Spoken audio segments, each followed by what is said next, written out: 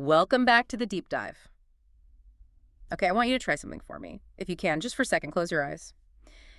Picture the most mundane, safest place you can think of. For a lot of us, and it's strange to say this, it's sitting on an airplane at cruising altitude. You've got the hum of the engines, maybe a little bag of pretzels. A bad movie playing on the tiny screen. Exactly. You're floating above everything. All the world's problems are down there. It's this weird, suspended reality where you feel completely untouchable. It's a totally controlled environment, right? Okay. It's pressurized, the temperature is set, it's predictable. It is like the very definition of modern safety and, let's be honest, boredom. That's it. And that is exactly why the story we are covering today is so unbelievably good at creating pure panic. We are doing a deep dive into Demon Apocalypse, the 6th book in Darren Shan's The Demonata series. And if you have any kind of fear of flying, this one it's not going to help. Not at all. We are talking about a story that takes that feeling of safety at 30,000 feet and just turns it into an absolute slaughterhouse in, the first 10 pages? Oh, easily. It's such a chaotic, visceral book. But, beyond all the gore, and trust me, we will get to the gore. There's a lot of it. A ton. But this book is a really fascinating look at escalation. We're going to explore how Shan takes what was a pretty focused local conflict and just blows it up into a literal end-of-the-world event. We're talking time dilation, the physics of magic, some really deep psychological betrayal, and the ultimate choice, hero or coward. And we have a serious stack of notes to get through. We've got the source text, which is incredibly dense on its own, but we're also going to be pulling in some analysis on the mythology that Shan is building here. I'm thinking specifically about the Kaigosh and the whole demon hierarchy, because this is not just a monster of the week story anymore. No, not at all. You have to understand, to get Demon Apocalypse, that the protagonists, Grubbs Grady and his uncle Dervish, they're basically ants trying to fight a magnifying glass. I mean, the scale is just completely skewed against them. Right. So this deep dive is really going to be about what happens when you finally realize you aren't the main character in the story of the universe.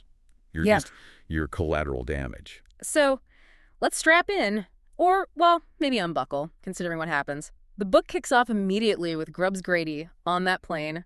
He's just left the horror show of the last book, Slaughter, and he thinks he's finally safe. He's with Dervish and their friend, Jeannie Swan. And Jeannie Swan is so important here. We really need to put a pin in her name right now. She's been the psychologist, the confidant. She's been the emotional anchor for both Grubbs and Dervish through some truly horrific stuff. She's the mom figure in this whole dynamic. So they're flying home, everything's calm, and then the air pressure shifts, the lights flicker. That classic horror movie moment. Totally. And suddenly, standing in the aisle of this commercial airliner, 3 demons just manifest. And these are not your standard red guys with pitchforks. Shan gets really, really weird with his designs. He always leans into body horror, but this trio is they're particularly unsettling because they blend the human form with the monstrous in this awful way. These are Lord Loss's familiars. First up, you have Spine. Spine. She's basically a woman who has been fused with a giant scorpion.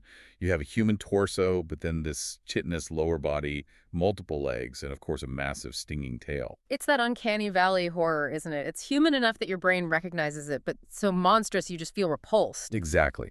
Then you have Artery. Okay, this one is the one that really creeps me out. Artery is child-sized, like a toddler. Green skin, head's way too big for its body. But the really disturbing part is the fire. He has flames burning in his eye sockets instead of actual eyes. And the mouths. And mouths in the palms of his hands. Which is such a tactile nightmare. It's one thing to be clawed or bitten, but imagine being grabbed by hands that can taste you.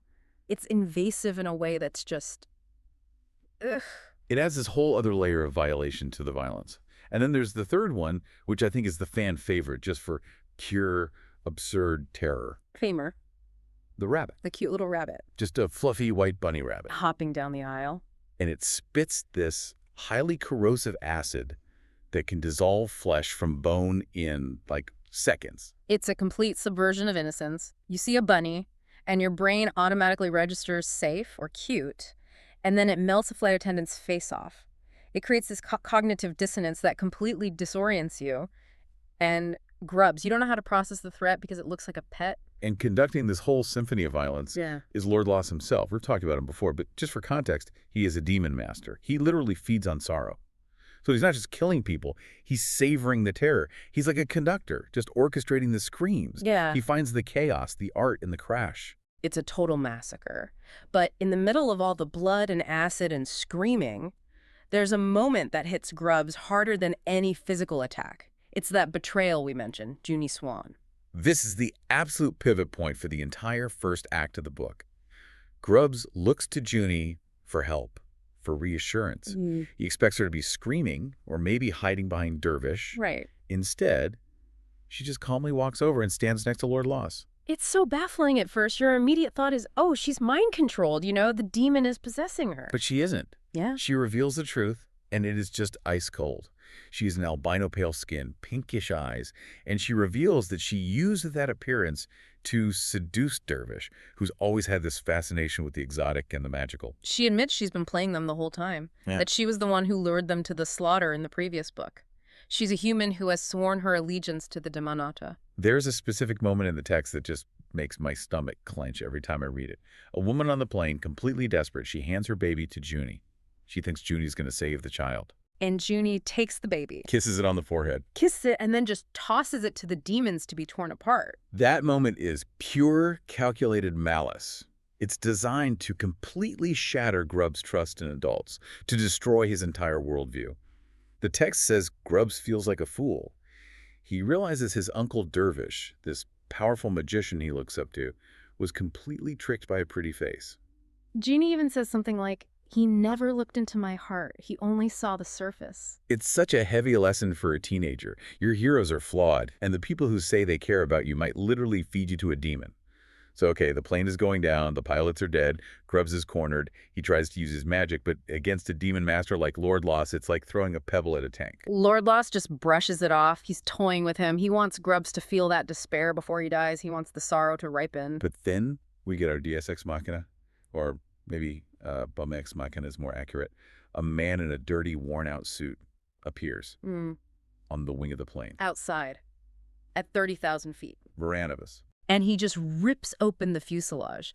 Now, basic physics tells us this should be completely catastrophic. Yeah, the pressure differential should just suck everything out into the sky. And it does, but Varanabus reaches in through the chaos, grabs Grubbs, and pulls him out into the open air. So now they're just free-falling. This whole sequence is fascinating because it switches genres so fast.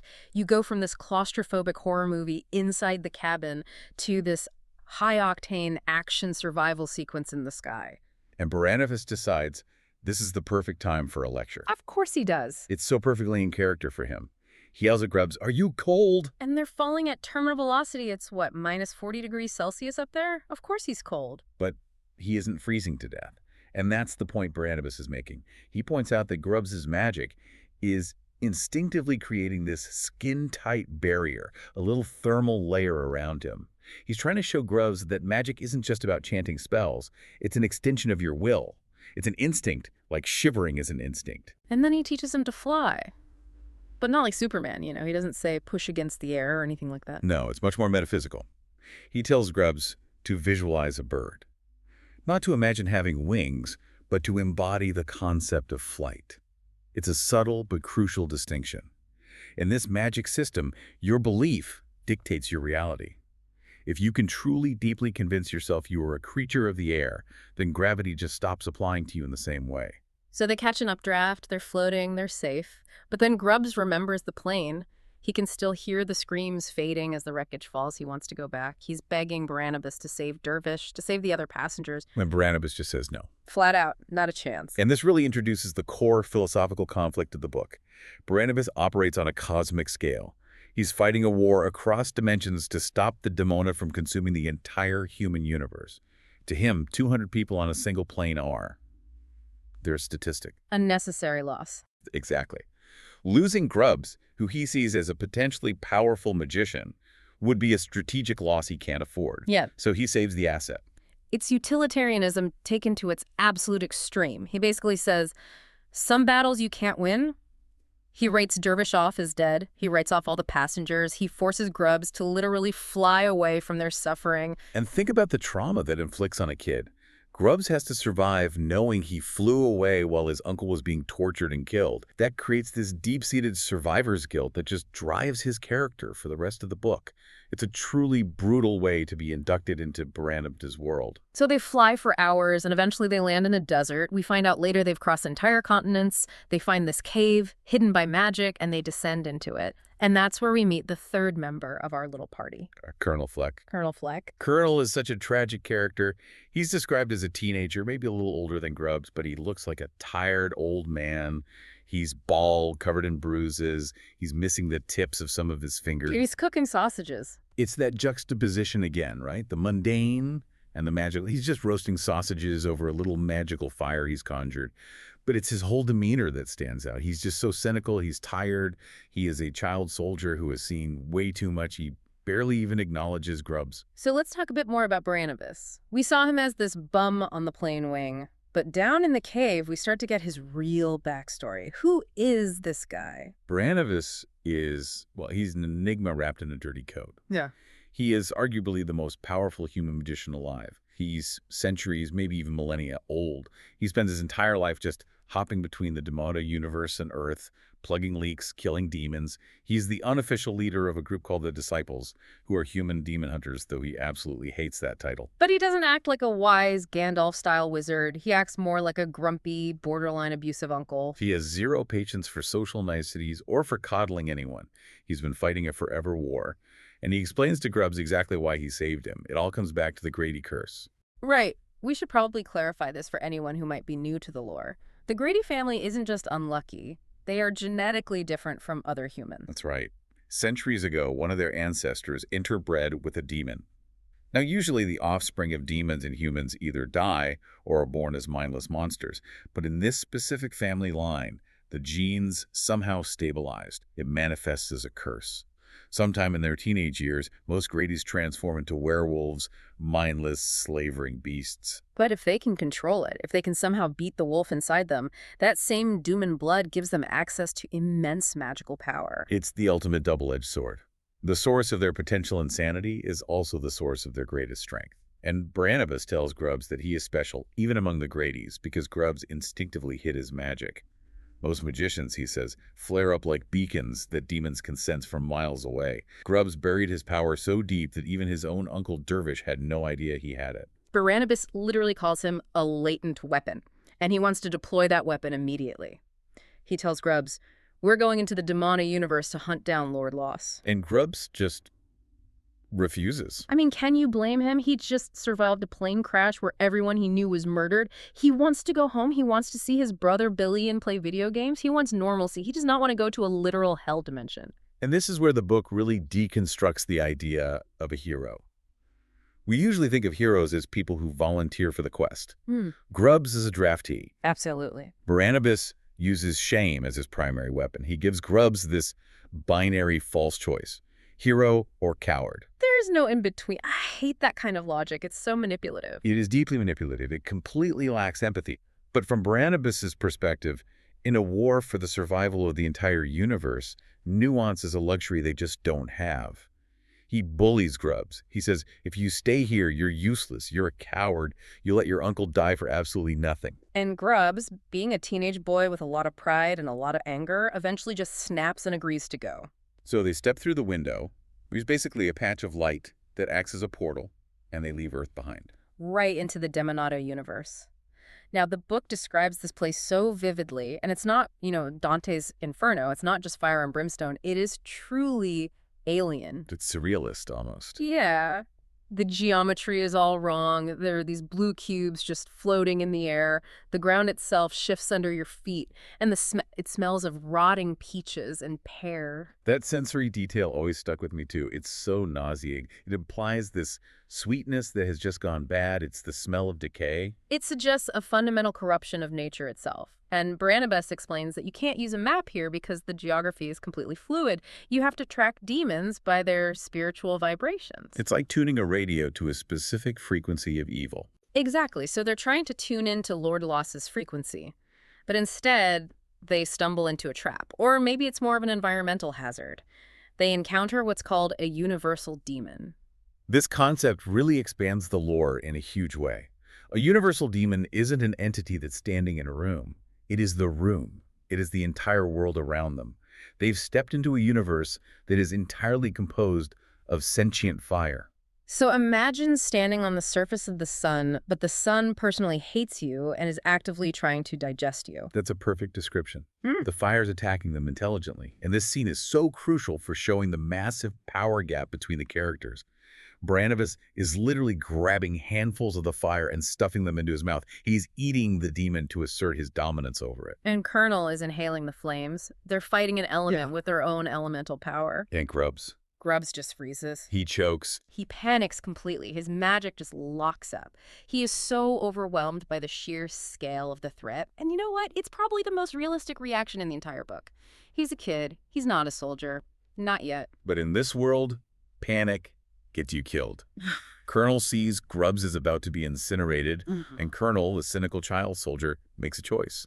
He opens the window back to the cave on Earth and just shoves Grubbs through it to save his life. Leaving himself and Barnabas behind to fight a universe of fire, Grubbs lands back in the cave, safe. But he is completely and totally alone.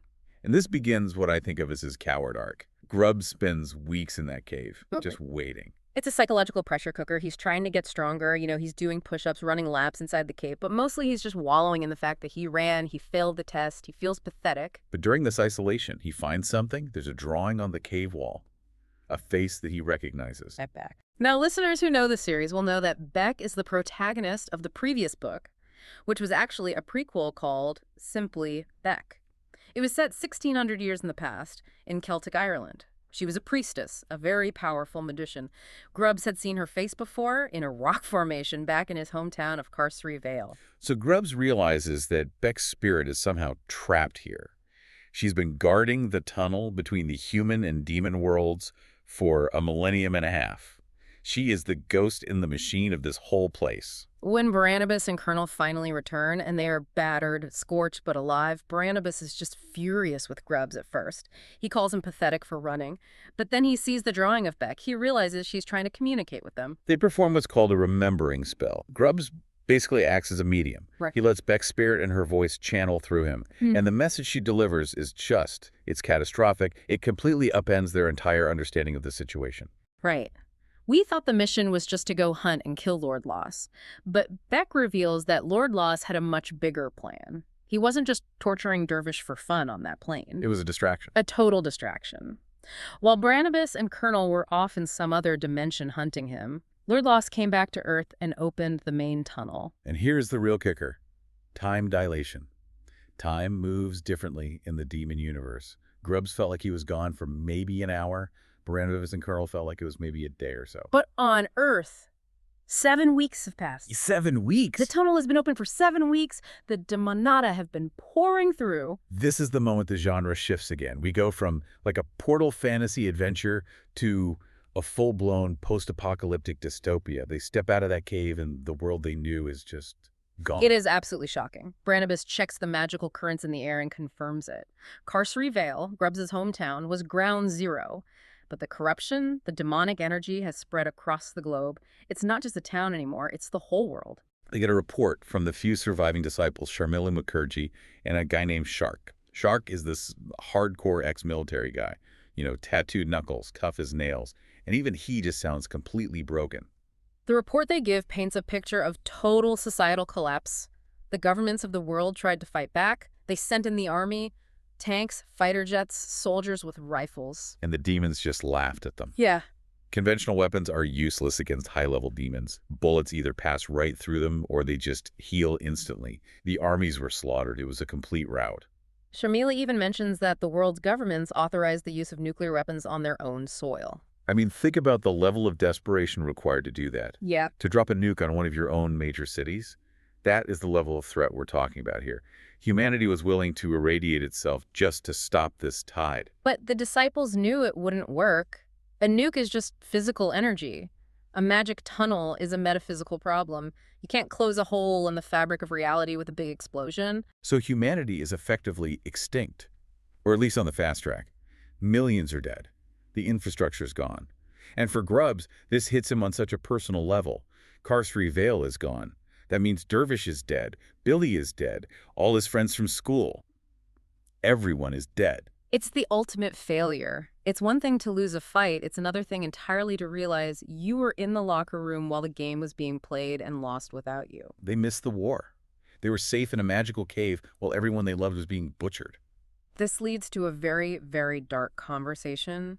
Barnabas, being the pragmatist that he is, comes up with one last desperate plan, a suicide mission. He believes there's a lodestone deep inside the original cave in Carcery Vale that's anchoring the tunnel open. If they can somehow get to it and destroy it, they might be able to close the tunnel. It won't bring back the dead, but it might save what's left of the planet from being completely consumed. But there's a cost. There's always a cost with Barnabas. He looks at Grubbs and Colonel and tells them explicitly, to close this tunnel, I have to perform a sacrifice. I have to kill one of you. One of you is going to die today.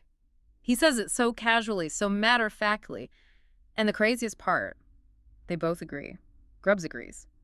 It just shows you how far Grubbs has come from being the coward who ran away in the cave. He's seen the end of the world. He has absolutely nothing left to lose. He is willing to die if it means taking the demons down with him. It's born from fatalism, but it looks like bravery. So they gear up. Shark manages to get them some helicopters. And the flight into what used to be Carcery Vale it's haunting. The description is just purely apocalyptic. Grubbs looks down at his hometown. He sees his old school. He sees bodies impaled on spikes, which is a favorite decoration of Demonata. He sees the smoking ruins of his own house.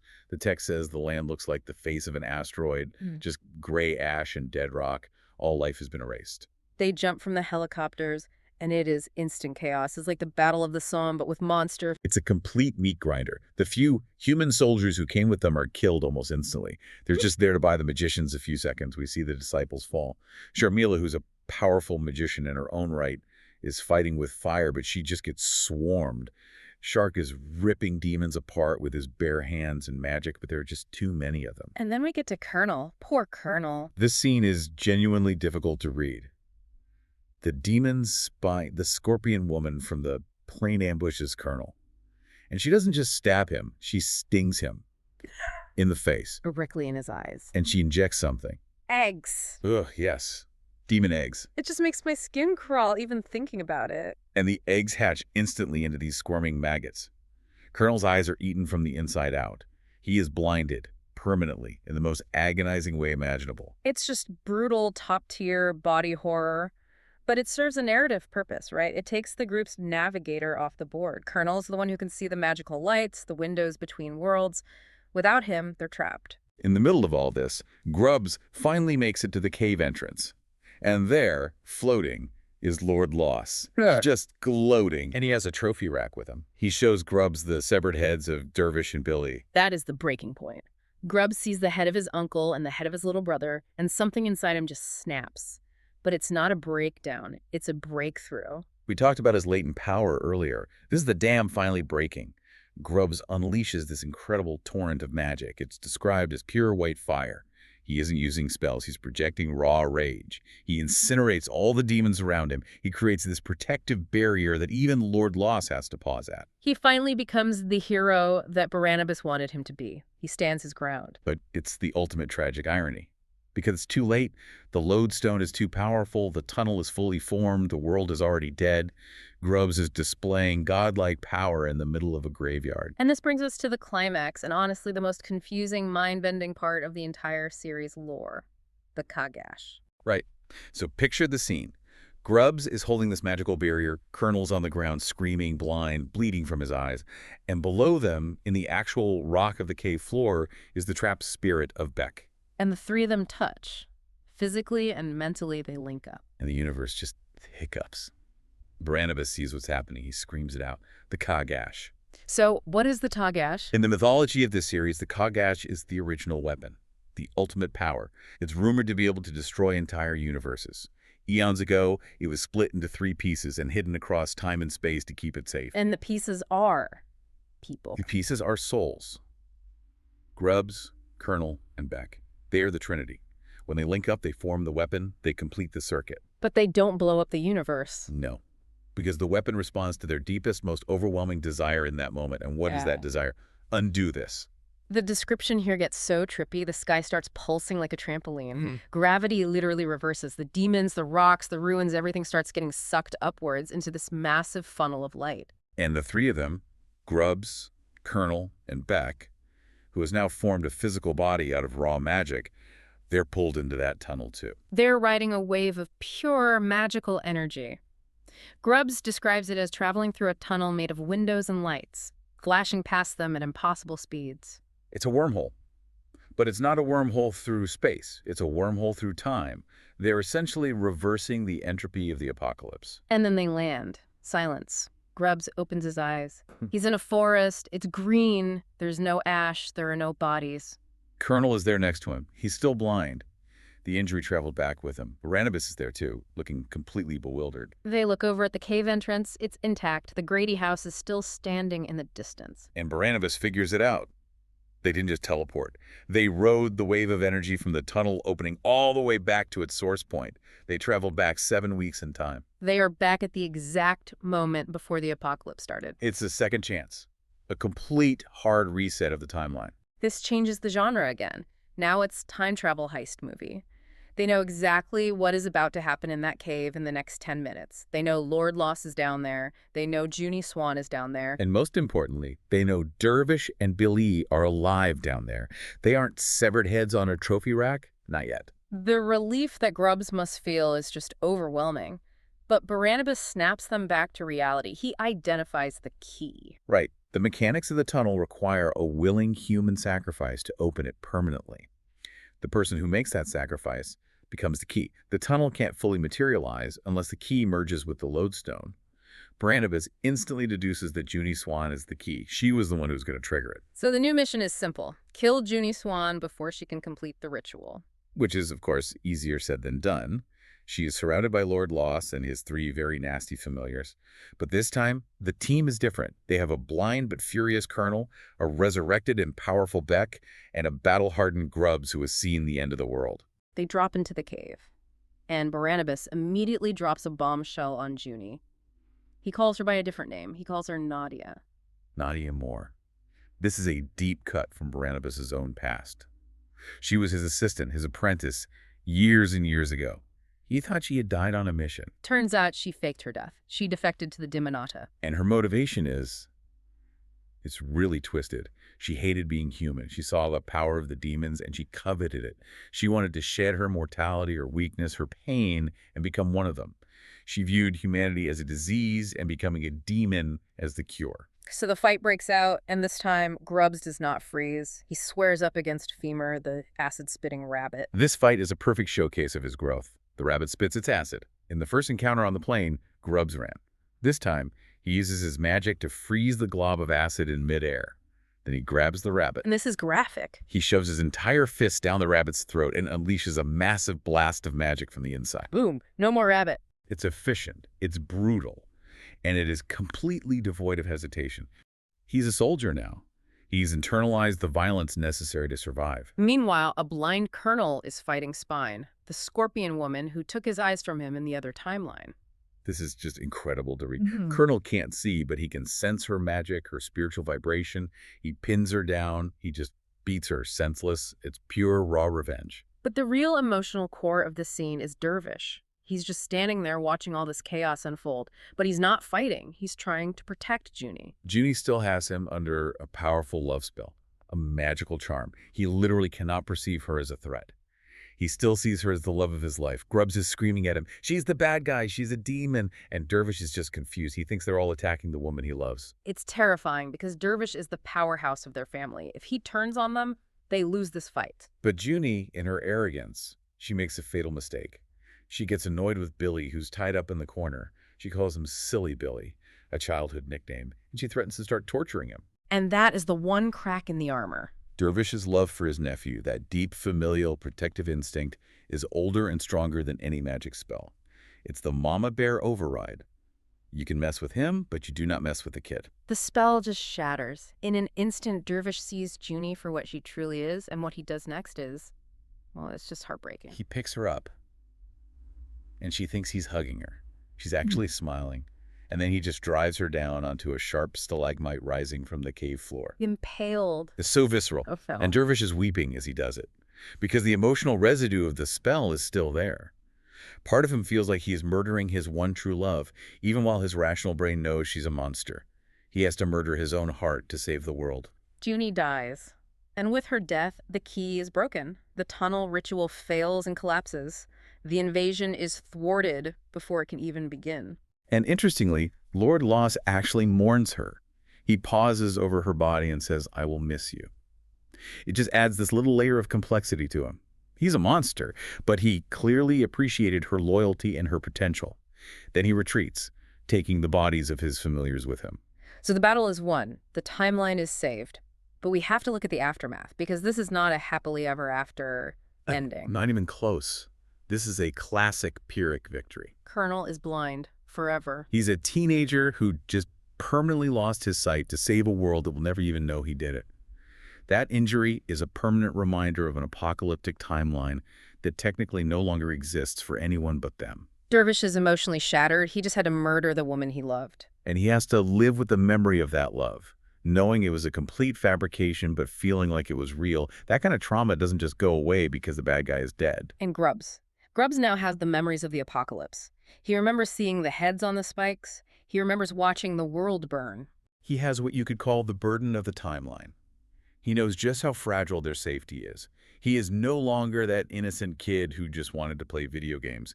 He's a veteran of a war that never happened. He's grown up, but at a truly terrible cost. And then there's the whole issue of the Kogesh. Barnabas is absolutely terrified of it. Rightfully so. He realizes that Grubbs, Colonel, and Beck, when they're together, essentially have the power of gods. They reset the universe. He speculates that the Kogesh could just as easily wipe out all of existence if they aren't careful. They are walking, talking atom bombs. So the book ends not with a celebration, but with a warning. Barnabas basically says, we got lucky. This was a close call. The Demonatas are still out there. This isn't over. It just reinforces the central theme of the entire series. You don't win against the Demonata. You just survive to fight another day. It's an endless war of attrition. It's a heavy ending. But it really makes you think about the definition of heroism. It's not about glory or winning. It's about how much you are willing to lose. Precisely. Grubbs lost his innocence. Colonel lost his sight. Dervish lost his heart. That was the price of admission. So here's the thought I want to leave you with today. We talked about Dervish breaking the spell. And it's a classic trope, right? True love conquers the magic spell. But think about the reality of what he did. The Dervish choice. Exactly. If you had the power to reverse time, to save the entire world from a literal apocalypse, but the one condition was that you had to look the person you loved most in the entire world in the eye, your spouse, your parent, your child, and kill them with your own hands. Could you do it? That is the ultimate test, isn't it? Whether you could sacrifice your own humanity in order to save humanity itself. Sit with that uncomfortable thought for a while, and maybe check the locks on your windows tonight. And definitely stay away from rabbits. Definitely stay away from the rabbits. Thanks for listening to The Deep Dive. We'll see you next time.